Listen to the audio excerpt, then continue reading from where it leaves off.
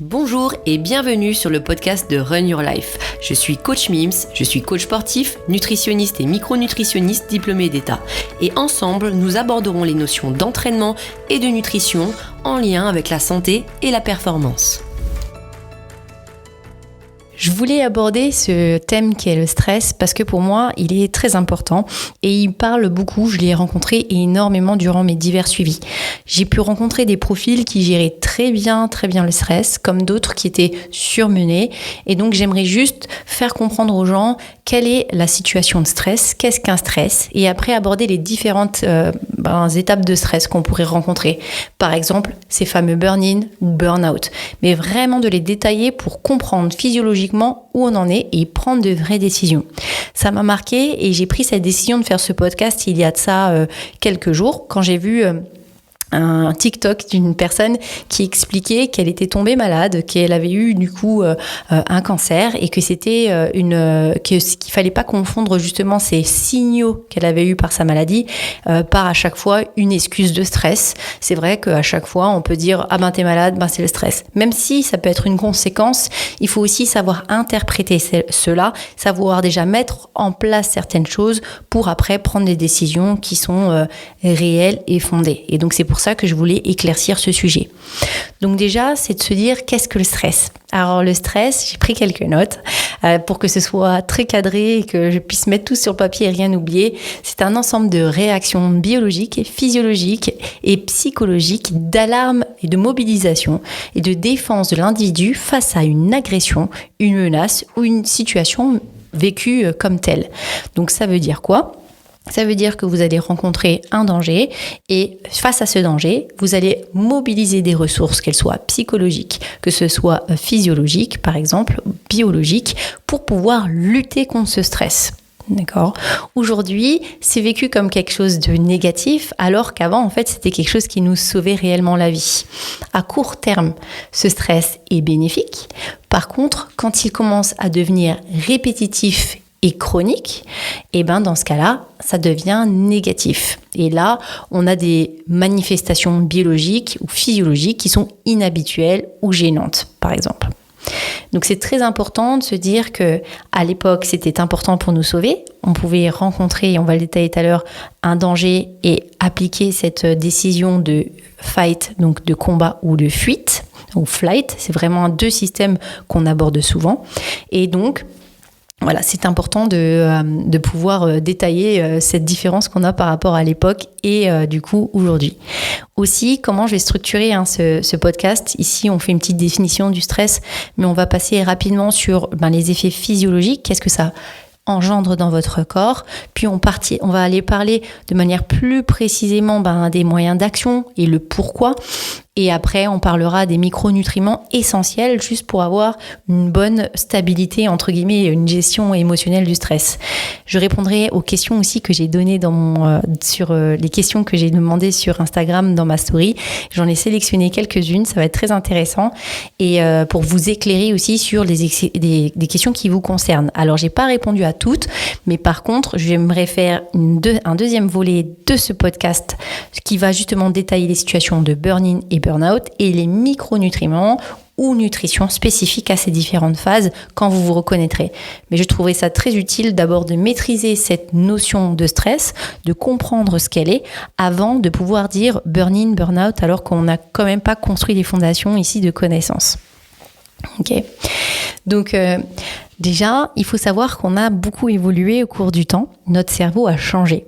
On a déjà eu un cerveau reptilien, on l'a toujours. C'est un cerveau qui est plutôt lié à l'agression, tout ce qui est lié à la reproduction, à la violence.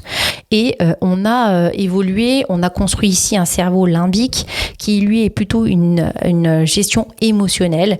Et dans ce cas-là, on va aller traiter l'information par l'amygdale pour la confronter à la mémoire et agir.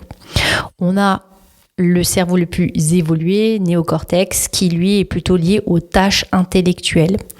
Il faut savoir aussi qu'en état de stress, de manière générale, on active plutôt les actions physiologiques, biologiques, mécaniques et on éteint plutôt tout ce qui est intellectuel en termes de fonction. Maintenant, on va passer à la mécanique du stress. Et donc la mécanique interne du stress, c'est-à-dire comment notre corps réagit physiologiquement quand nous sommes stressés. Imaginez que votre cerveau, c'est le centre de contrôle d'une grande entreprise. Lorsqu'une situation stressante se présente, c'est le système limbique, donc notre centre émotionnel, qui sonne l'alarme via l'axe hypothalamo-hypophyso-surrénalien, qui est un peu comme le réseau interne de l'entreprise, si vous voulez. Ce signal, il va déclencher une libération de l'ACTH. C'est une hormone. C'est un petit peu comme un email très urgent qui est envoyé aux glandes surrénales, des petites glandes qui sont situées au-dessus de votre rein, de vos reins. Vous savez très bien, par exemple, on dit ah oui, vous êtes dans un crash surrénalien, par exemple. Et c'est lié à ces glandes-là. Et qu'est-ce qu'elles font, ces glandes ? Elles libèrent 2 hormones de stress très importantes qui vont être l'adrénaline et le cortisol. Ici, il va falloir penser à l'adrénaline comme votre super-héros interne. Elle vous donne un coup de fouet d'énergie instantanée. Vous savez, quand vous, par exemple, freinez brusquement sur l'autoroute, c'est l'adrénaline qui va vous permettre d'actionner rapidement ce frein pour éviter l'accident. L'adrénaline, elle va augmenter votre fréquence cardiaque, elle va accélérer votre respiration, elle va envoyer du sang vers vos muscles et elle va produire du glucose pour vous donner un coup de fouet énergétique pour pouvoir aller réaliser cette tâche. Mais attention, lorsque cette production de glucose, elle peut aussi vous donner faim et c'est ce qui peut entraîner une prise de poids si c'est pas régulé. Et on commence à faire le lien ici avec les stress répétitifs. Maintenant, le cortisol, la deuxième ici hormone qui est produite. Si l'adrénaline est le super-héros, pensez au cortisol comme un gardien. D'accord ? Le gardien, lui, il va protéger votre corps en diminuant l'immunité pour réduire l'inflammation, en atténuant la douleur. Donc par exemple, si vous êtes blessé, le cortisol, lui, va vous permettre de continuer à courir sans ressentir la douleur. Il augmente également la production du glucose pour vous donner de l'énergie sur le long terme. Alors l'adrénaline et le cortisol, c'est un petit peu comme Batman et Robin. Ils travaillent ensemble pour vous aider à faire face aux situations stressantes. Comme un bon duo, il a aussi leurs limites, ils ont leurs limites, surtout si le stress devient chronique. Et ça, on va en parler dans la prochaine section. Donc comprenez bien, vous avez cette phase immédiate de réaction qu'est l'adrénaline. Il va falloir ici réagir rapidement. Il faut des notions physiologiques rapides pour pouvoir agir. Et vous aurez le cortisol. C'est comme, on le dit ici, c'est Robin, mais ça peut être comme un airbag qui va vous permettre de vous sécuriser et de pouvoir effectuer la tâche dans une situation de stress. Donc c'est vraiment, ce principe-là. Maintenant, parlons de comment était le stress à l'époque. À l'époque, on avait un danger, par exemple un animal, et aujourd'hui, on a ce stress qui est un stress qui était plutôt un danger de vie, par exemple, qui est devenu quelque chose problématique dans notre monde moderne. Imaginez en fait nos ancêtres, des chasseurs-cueilleurs, ils étaient confrontés à un danger comme un lion et dans ce cas-là, ce stress les aidait à fuir ou combattre. D'où cette histoire de glucose produit avec l'adrénaline ou le cortisol pour vous donner des ressources énergétiques pour pouvoir fuir ou pouvoir combattre. D'accord ? Donc c'est vraiment un mécanisme ancestral. Leur corps utilisait donc cette énergie puisqu'il réagissait et donc pour une bonne raison.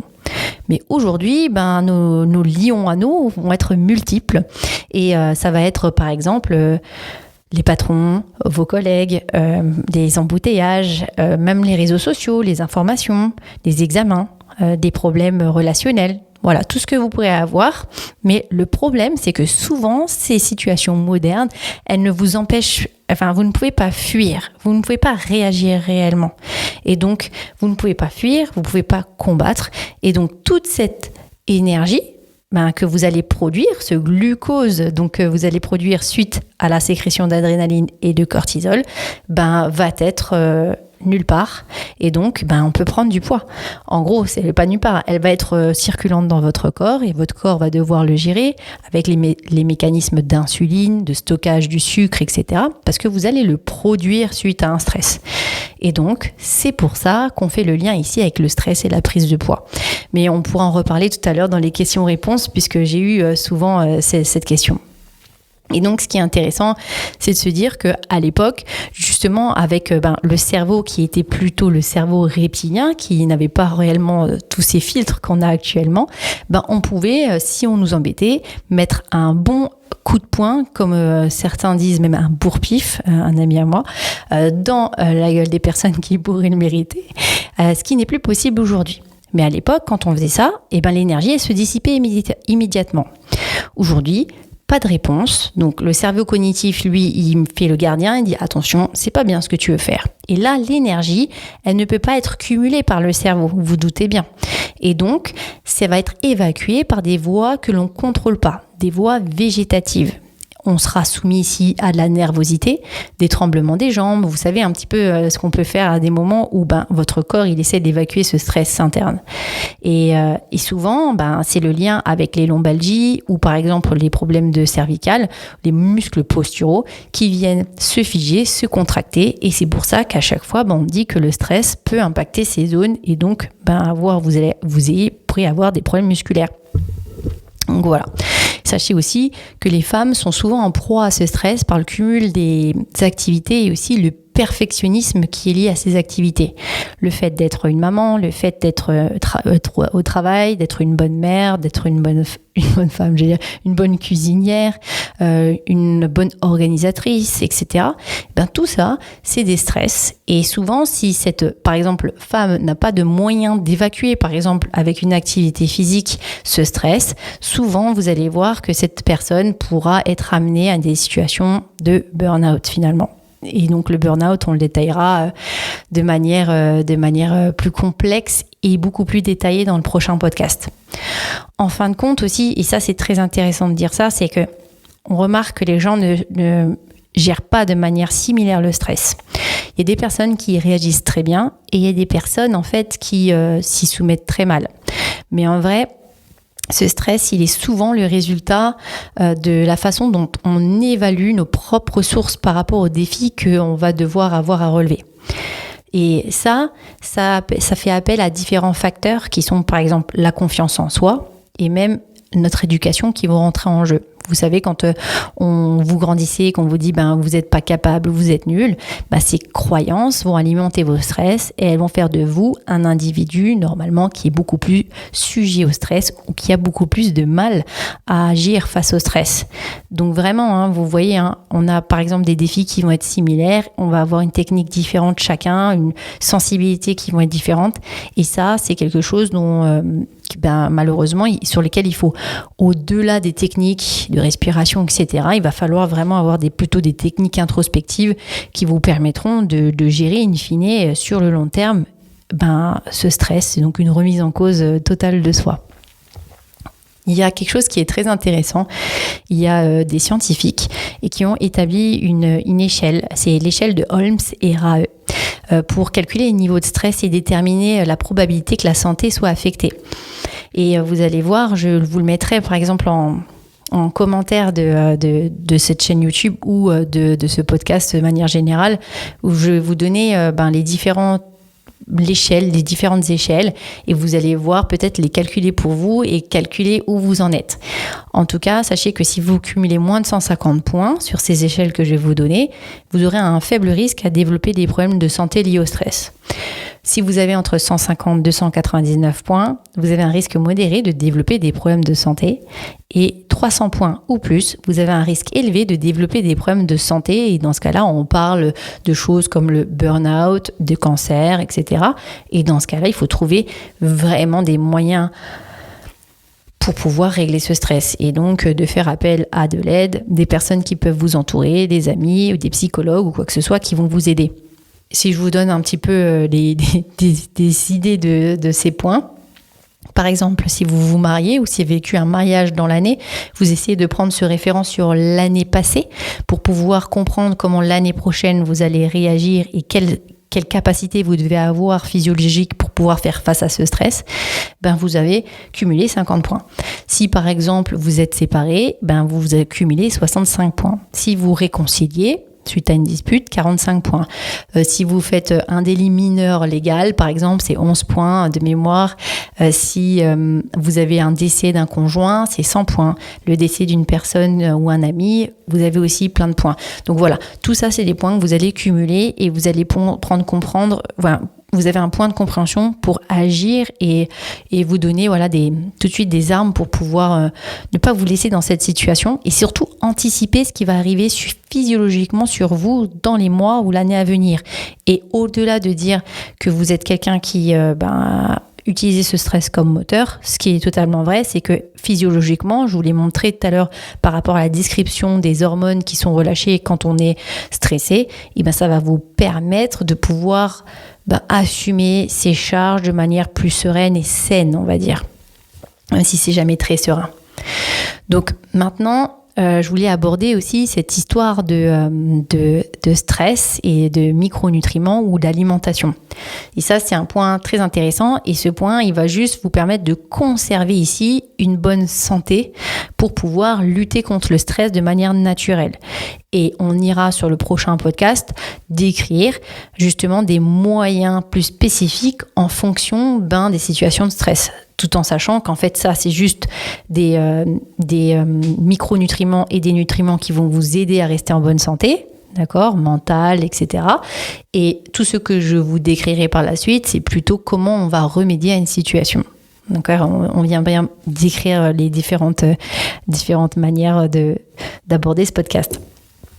Donc déjà, on va comprendre un petit peu notre biologie interne qui est liée, et je vais le faire assez simplement, qui est liée au stress et comment c'est géré ça à un niveau cellulaire. D'où ma spécialité de micronutritionniste. Donc déjà, tout commence avec le système limbique, c'est le centre émotionnel, vous vous rappelez, de votre cerveau. Lorsqu'il détecte une menace, il active l'axe hypothalamo-hypophyso-surrénalien en déclenchant la libération d'ACTH qui stimule la libération d'adrénaline et de cortisol. L'adrénaline, c'est le turbo de votre voiture, elle augmente votre fréquence cardiaque, je vous l'ai dit tout à l'heure, la respiration, elle dirige le sang vers vos muscles pour réagir, et le cortisol va agir comme le bouclier protecteur qui va diminuer cette inflammation, qui va augmenter votre tolérance à la douleur et donner assez de glucose pour pouvoir vous donner assez d'énergie, les deux donc aux hormones, pour lutter contre le stress. Maintenant, il y a quelque chose qui est très important, c'est que toutes ces choses-là aussi, elles vont se gérer à travers notre plateforme nerveuse, notre cerveau. Et donc, c'est très important. On va aller parler de différentes choses ici, différentes notions. Vous allez voir, ça va vous parler ou pas. Mais en tout cas, vous allez comprendre un tout petit peu plus les principes. On va souvent parler de la pompe ici, NAK-ATPase. C'est quelque chose qui est dans laquelle, en fait, cette pompe, c'est un complexe protéique qui va nous permettre vraiment de pouvoir justement garder un bon gradient électrique et de pouvoir ne pas être trop excitable au moment où on est, ne pas avoir une trop grande nervosité. Et donc, ça nous permettra juste de pouvoir traiter cette information ou garder ici cette conduction nerveuse qui est stable. D'accord ? Donc, je vais vous décrire ça un petit peu mieux. Il y a aussi d'autres choses que je vais aborder là-dedans, c'est cette histoire de neurotransmetteurs, les GABA, la dopamine, la sérotonine, etc., qui ont un réel enjeu ici dans votre santé mentale et face au stress. Donc, on va parler de cette fameuse pompe sodium-potassium qui est la NAK-ATPase. Imaginez que, donc, on parlait tout à l'heure de votre adrénaline qui est le turbo de votre voiture, et d'avoir ici le cortisol qui va être votre airbag. Cette pompe, c'est le régulateur de trafic de la cellule. Elle est alimentée par l'ATP. L'ATP, si on revient du coup à plein de notions biologiques, l'ATP, c'est votre monnaie énergétique de votre cellule qui est produite par les mitochondries. Vous vous souvenez, c'est des usines à énergie qui sont dans vos cellules. Les acides gras, vous allez voir, ont un vrai jeu ici et c'est pour ça qu'il faut consommer du poisson gras, d'accord ? Et si vous n'arrivez pas à consommer ces poissons gras, à avoir une complémentation vraiment, vraiment éclairée sur ces produits, et notamment la DHA, qui sont un peu comme l'huile de haute qualité qui fait tourner cette machine en douceur. Donc vraiment, faites attention. Les mitochondries, elles jouent un rôle très crucial. Vraiment, elles fournissent l'énergie nécessaire pour alimenter cette pompe. la NAK-ATPase, donc ce régulateur de trafic. Elles sont essentielles pour une réponse au stress efficace. Donc, il faut les nutriments qui sont nécessaires ici aux mitochondries pour pouvoir bien fonctionner face au stress. Et donc, avoir une bonne nutrition, donc c'est qui pour lutter face au stress, c'est soutenir ici l'activité de cette pompe sodium-potassium, les mitochondries, et aussi avoir assez de neurotransmetteurs, d'avoir des choses aussi qui ne vous permettent pas d'être trop excitable ou de produire trop de mauvais neurotransmetteurs, ou plutôt ceux qui vont plutôt qui vous rendent hyper excitable quand vous vous sentez stressé. Imaginez que si vous êtes déjà stressé, si vous rajoutez de l'huile sur le feu en ayant des neurotransmetteurs qui vous hyperexcitent, sachez que vous ne serez forcément pas dans une situation positive, mais en plus, il faut penser à tout ce qui permet de contrer ces effets-là. Et donc, je vais vous expliquer un petit peu les détails. Donc déjà, il y a le premier grand pan ici de cette nutrition qui vont être, comme je vous ai dit, les acides gras oméga 3, et donc ça va permettre l'activité de la NAK-ATPase, comme je vous le disais. Aussi, les DHA sont fondamentales dans la fluidité membranaire de vos cellules. Et donc, qui dit cellules, on parle aussi de vos neurones. Ici, vous allez voir, ça va permettre une meilleure communication entre l'intérieur et l'extérieur de vos cellules, d'échange, et ça va stimuler le développement neuronal. Donc ça va être très important. Aussi, les acides gras oméga 3 vont vous permettre de diminuer les récepteurs au glutamate. Et le glutamate, là je vais aller un petit peu plus loin tout à l'heure en vous le détaillant, mais c'est ce qui va vous rendre beaucoup plus excitable, hyper excitable. Ça va vous permettre d'augmenter aussi l'énergie cellulaire pour les transmissions nerveuses des oméga 3. Ça va vous permettre de réguler les médiateurs qui sont pro-anti-inflammatoire, et ça va être, c'est aussi un des composants, c'est le composant principal de membrane interne de vos centrales énergétiques, ces fameuses mitochondries. Donc, si vous voulez de bons échanges et prendre soin ici, donc huiler votre mécanique, c'est ce qu'il vous faut, ces acides gras, et surtout pour vos cerveaux. Donc, on parle souvent de cet effet anti-inflammatoire des oméga 3, mais là, je vous ai donné différentes choses ici qui sont importantes, sur lesquelles il va falloir s'appuyer, parce que en fait, on voit que notre cerveau, il est composé d'une grande forte composition en gras, dans le cholestérol et aussi en acides gras polyinsaturés. Donc, si vous ne nourrissez pas de ces acides gras, souvent qui sont essentiels, donc vous ne pourrez pas produire vous-même, je parle ici des acides gras oméga 3, votre cerveau n'ira pas bien. Déjà, une des choses. Après, on parlait des neuromédiateurs. Et donc, dans ce cas-là, et dans la gestion du stress, il faut vraiment faire l'emphase sur cet aspect-là. Il y en a qui sont excitateurs. Et donc, la dopamine, la noradrénaline sont dans ce camp-là. Vous aurez tout ce qui est plutôt calmant, par exemple le GABA. Vous aurez aussi la sérotonine. Et quand on parle de ça, vous devez tout de suite penser, si vous avez déjà pris des traitements contre le stress, anti-anxiolytiques, antidépresseurs, souvent, en fait, ils viennent agir sur cette sérotonine, la production de sérotonine, etc., pour pouvoir justement vous apaiser. Et donc, voilà pourquoi.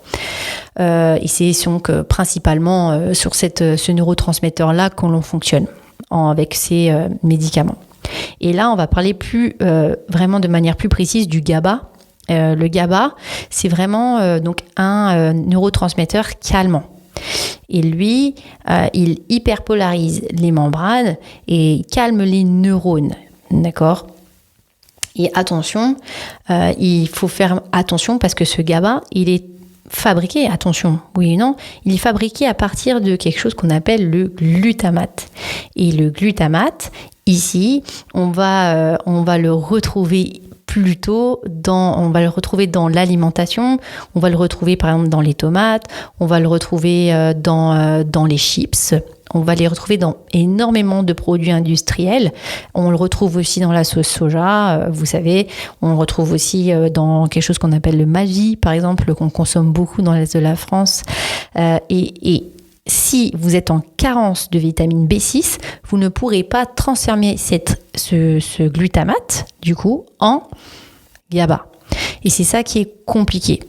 Et dans ce cas-là, au lieu d'avoir un effet positif, vous aurez un effet très excitant et donc vous serez excitable, neuroexcitable et donc plus énervé face à un stress. Donc vraiment faire attention à ce genre de choses pour pouvoir avoir du coup les bonnes vitamines. Et c'est là qu'on se dit, une nutrition variée, elle est importante. Cette B6 va vous permettre de vous calmer. Bizarrement, vous comprenez maintenant le système. Après, donc vous aurez aussi, donc pour construire tout ce qui est ici, c'est monoamine, l'acétylcholine, dopamine, noradrénaline, la sérotonine, etc.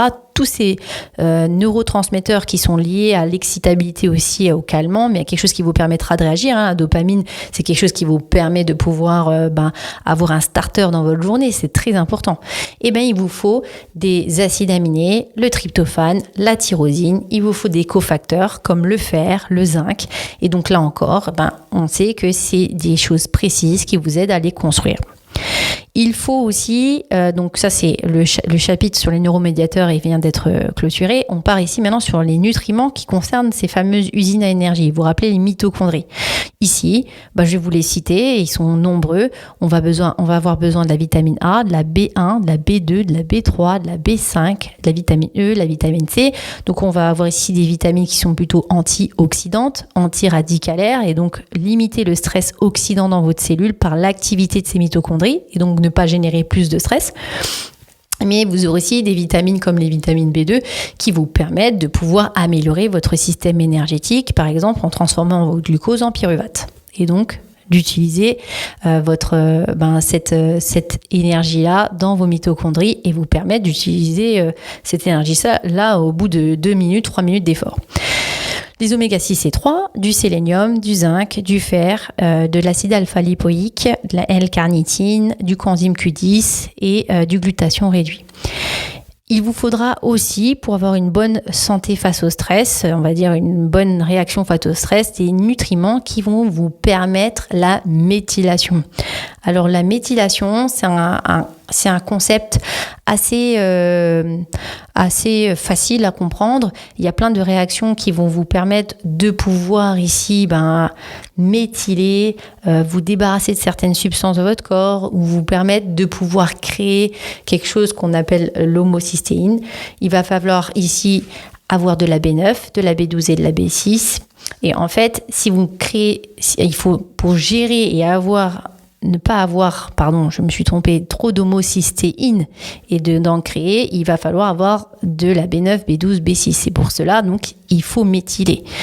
Quand vous êtes en hyper-homocystéinémie, sachez que cela est très toxique pour déjà votre cœur, d'accord, mais aussi pour la pompe NAK-ATPase. Et donc dans ce cas-là, ça vous rend très excitable. Vous n'arrivez pas à revenir ici à un gradient électrique qui vous permet juste de pouvoir assurer le flow normal. Aussi, la méthylation, ça va vous permettre de produire de la mélatonine. Et en gros, c'est elle qui va vous permettre de convertir la sérotonine en mélatonine par l'activation du cycle de sommeil. Et aussi, la méthylation aura un rôle dans la gestion des neuromédiateurs. En gros, la méthylation, je ne vais pas l'expliquer ici, mais c'est vraiment de pouvoir donner ici un groupement CH3. En fait, c'est moléculaire. Et donc, ça va permettre de pouvoir aller créer des réactions dans votre corps. Le but, c'est pas d'expliquer ça tout de suite et de le rendre complexe. Après, si on fait un point sur les vitamines et minéraux et le zinc, ça va permettre d'augmenter du coup la susceptibilité au stress, donc une carence en zinc.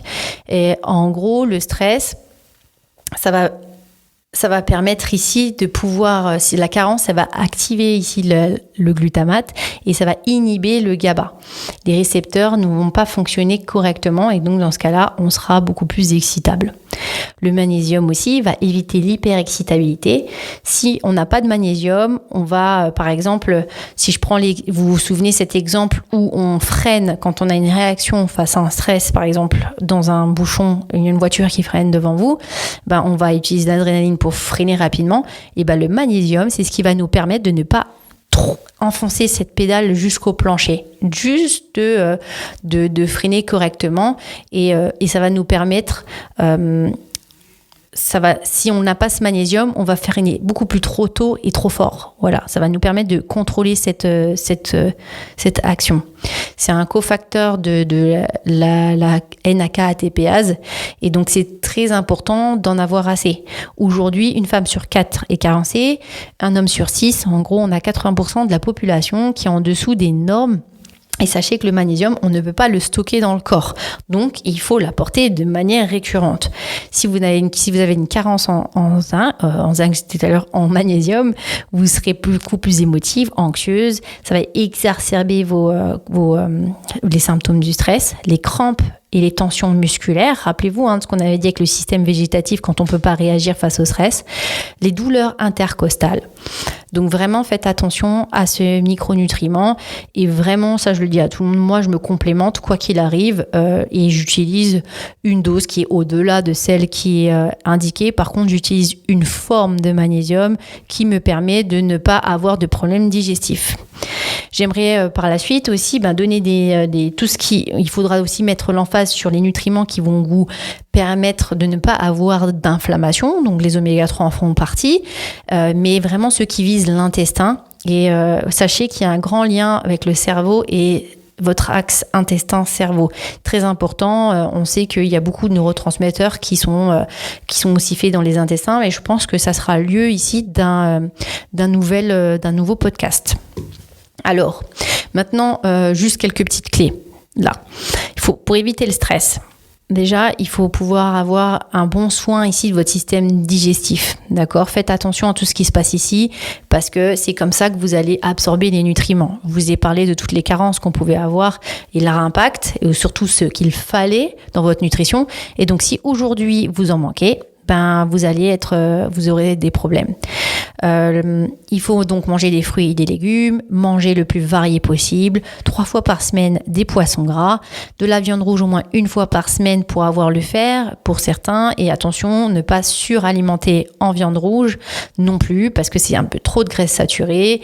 On va éviter des huiles comme les huiles de tournesol, arachide ou friture. On va préférer les huiles de type oméga 3 ou ALA, en fait oméga 3 végétal comme colza, le lin. On va éviter les sucres rapides. On va avoir une activité physique régulière, un bon repos, un bon sommeil, boire suffisamment. Et ça, beaucoup de gens, pour avoir une cellule qui fonctionne bien, il faut qu'on soit hydraté. Il faut aussi avoir beaucoup de plaisir dans la vie et avoir le courage de dire ce que vous pensez, ou surtout de dire que vous avez peut-être aussi besoin d'aide à des moments.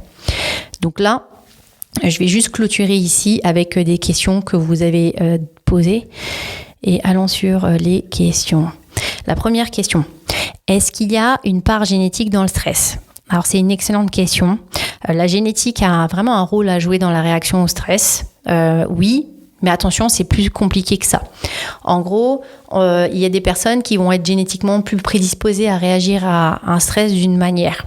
Par exemple, il y a certaines personnes qui ont une version d'un gène qui vont les rendre plus sensibles aux effets du cortisol, l'hormone donc qui permet de gérer le stress. Donc attention, oui, ça fait partie de l'équation, la génétique, mais sachez que la génétique est très influencée par votre environnement, votre éducation, etc. et votre perception. Rappelez-vous, la manière dont vous concevez le stress et à quelle hauteur vous donnez cette tâche. Si elle est infaisable, et dans ce cas-là, ça sera vraiment perçu comme un stress et dans ce cas-là, vous réagirez mal. Donc c'est aussi la manière dont vous allez pouvoir gérer cette conception. Et donc si vous avez hérité de ce gène stressant, c'est pas une condamnation en vie, vous pouvez travailler dessus. Et utiliser des techniques beaucoup plus efficaces et donc revoir aussi la manière dont vous concevez ce stress. Pourquoi on dit que le sport stresse notre corps ? Alors le sport, c'est toujours très bon pour réduire le stress. C'est vrai, c'est ce qu'on dit tout le temps. Mais aussi, il peut stresser le corps. En gros, lorsque vous faites de l'exercice, surtout des exercices intenses, vous allez gérer des hormones de stress comme l'adrénaline, le cortisol, comme tout à l'heure, et c'est ce qu'on appelle un stress aigu, ce qui est une bonne chose, puisqu'il va vous préparer à l'action, vous permettre de vaincre une action, et donc améliorer votre performance et la récupération musculaire. Donc là, c'est vraiment important. Dès que vous avez terminé votre séance, les niveaux de ces hormones vont redescendre. C'est ce qui va vous donner cette sensation aussi, en partie, de bien-être à court terme. Et donc à long terme, ça a des vrais bénéfices. Et donc le corps, sur le long terme, il dit « Ok, ça c'était bien, donc maintenant je me sens bien, je pourrais continuer ». Mais attention, Sur une personne qui est en situation de burn-in ou burn-out, c'est le concept qu'on va aborder la prochaine fois. Votre corps, il est déjà en état de stress chronique. Et donc, ajouter un stress physique, par exemple, intense, peut aggraver la situation. Votre système nerveux, il est déjà surchargé. Et donc, par exemple, vous êtes hypersensible et l'exercice intense peut le pousser encore plus loin, ce qui va entraîner une fatigue accrue, une récupération plus lente et même un risque accru de blessure. Donc attention, vraiment, dans ces cas-là, ça veut dire qu'il ne faut pas arrêter l'exercice, mais il va falloir écouter ces signes corporels, il va falloir réduire l'intensité, la modérer, voire vraiment la rendre beaucoup plus légère pour pouvoir avoir des effets bénéfiques dans ce moment-là. Et après, quand vous vous sentez nouveau prête au combat, nouveau en pleine possession de vos moyens, vous y retournez.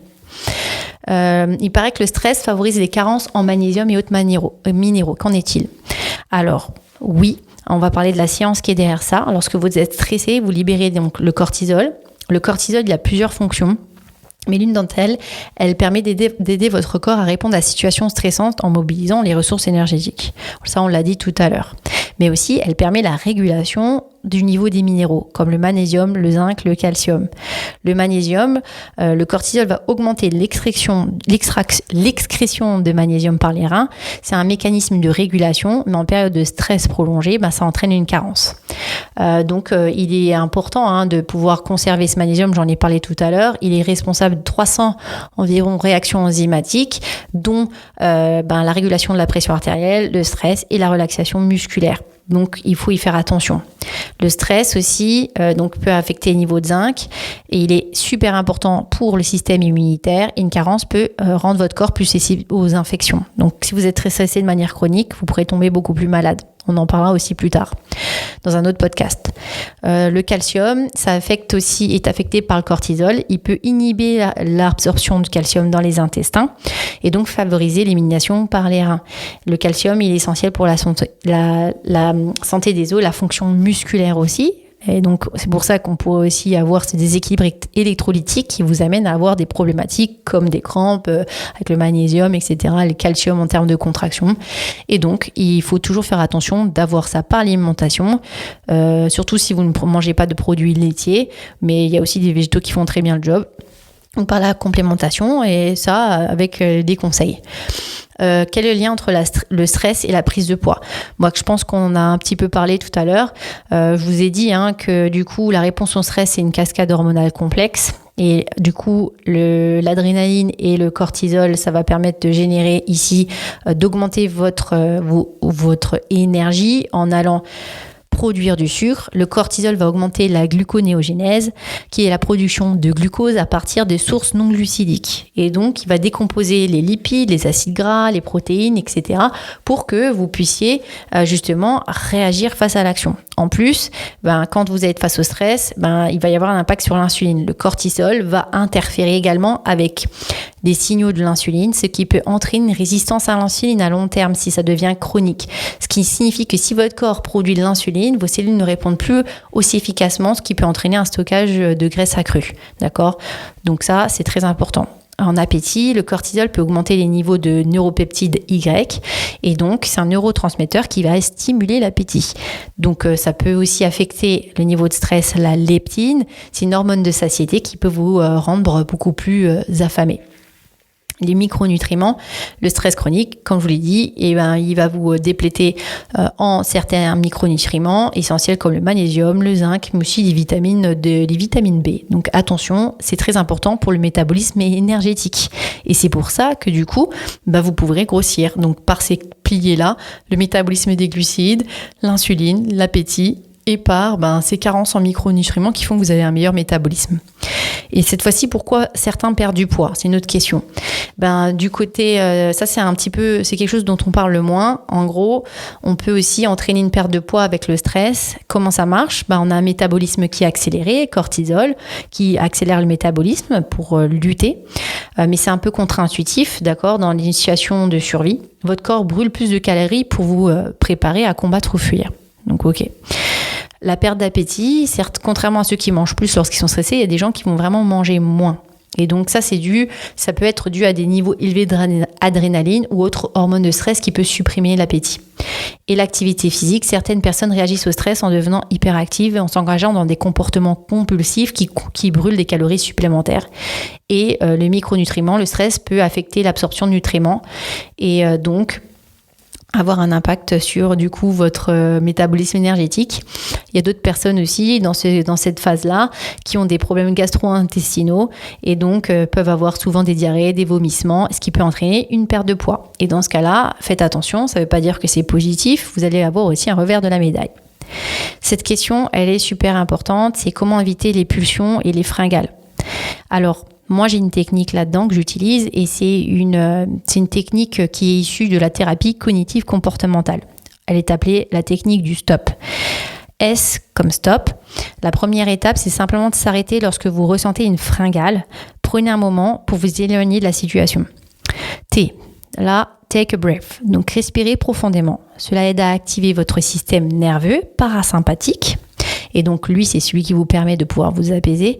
C'est qui va réduire vos niveaux de cortisol. Vraiment important. O. Observe. Observez ce que vous ressentez. Est-ce vraiment de la faim ou est-ce que c'est une envie déclenchée par le stress ? Posez-vous ces questions comme qu'est-ce qui a déclenché cette envie ou comment je me sens émotionnellement en ce moment ? D'accord ? Essayez vraiment de faire le lien et posez-vous ces questions de manière factuelle. P, c'est proceed. Une fois que vous avez la meilleure compréhension de ce que vous ressentez, vous pouvez prendre une décision plus éclairée grâce à tout ce process. Peut-être que vous choisirez une option plus saine ou peut-être que vous réalisez ce que vous n'avez pas vraiment besoin de manger à ce moment-là. D'accord ? Et peut-être que vous allez se dire j'ai vraiment besoin de ça. Et dans ce cas-là, vous y cédez. Mais cette technique, elle est simple, cette technique, elle est efficace pour vous créer un espace entre le stimulus, le stress, la réponse, la fringale, en donnant le temps et plus de clarté pour faire un choix sain ou y céder, mais en tout cas créer un chemin entre. J'ai eu cette dernière question et je répondrai aux autres dans un autre podcast. Ça, c'est intéressant. L'influence du stress sur la performance, CrossFit et sur le métabolisme. Alors déjà, le stress sur la performance sportive. Le stress, c'est comme un couteau à double tranchant. Quand il s'agit de performance sportive, d'un côté, un certain niveau de stress, le stress aigu va améliorer votre performance en augmentant l'adrénaline, ce qui peut vous donner un coup de pouce d'énergie et améliorer votre concentration. Ce qu'on appelle souvent, c'est l'effet de la zone ou tout simplement s'aligner parfaitement. Tout s'aligne. Cependant, trop de stress ou trop de stress chronique peut avoir un effet inverse, donc ce qui peut entraîner une fatigue mentale et physique, réduire vos capacités à vous concentrer et même augmenter votre risque de blessure. Le cortisol, l'hormone du stress, peut également interférer avec la récup musculaire et donc c'est pas intéressant, surtout pour le CrossFit où on doit toujours être apte à aller lutter contre quelque chose qui est intense. D'accord ? Donc faites bien attention. Il y a quoi d'autre ? J'ai noté l'influence du stress aussi sur le métabolisme. C'était la deuxième partie. Le stress donc joue un impact sur le métabolisme. Il affecte la manière dont le corps va aller traiter les graisses, les protéines et les glucides. Il augmente la gluconéogénèse pour augmenter la production de glucides et donc inhiber l'insuline, ce qui peut entraîner une accumulation de glucose dans le sang. À long terme, ça affecte votre composition corporelle et même conduire des problèmes métaboliques comme la résistance à l'insuline. C'est ce que j'ai dit tout à l'heure. Donc, c'est pas très mauvais pour la performance sportive ou le métabolisme, mais comme tout, il faut un équilibre entre tout et des techniques de gestion du stress comme la méditation, respiration profonde, les suppléments nutritionnels et adaptés aident à maintenir cet équilibre. Et une question qui est très importante et qui va me permettre de clôturer ce podcast, c'est mon avis sur les plantes adaptogènes et je vous les donnerai justement comme solution dans les phases de burn-in et de burn-out et aussi de solutions pour pouvoir améliorer ses performances sportives comme par exemple celles qui sont liées au CrossFit qui sont des stress répétés et je trouve ça très intéressant, mais attention, on ne peut pas utiliser toutes les plantes pour toute situation. Il faut savoir quoi prendre, pour qui, comment, à quel moment. Voilà, j'espère que ça vous aura plu et on se donne rendez-vous dans quelques temps pour la suite de ce podcast et parler des effets qui seront encore plus précis concernant le stress, le burn-in et le burn-out.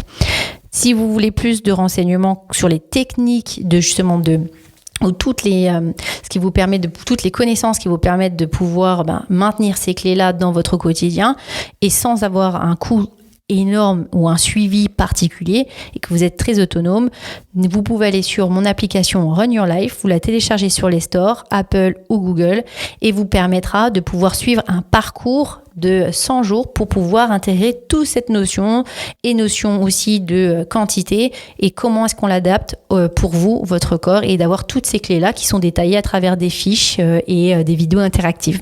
Donc n'hésitez pas d'aller sur mon blog. Vous avez aussi accès à des articles dans lesquels j'aborde toutes ces notions-là.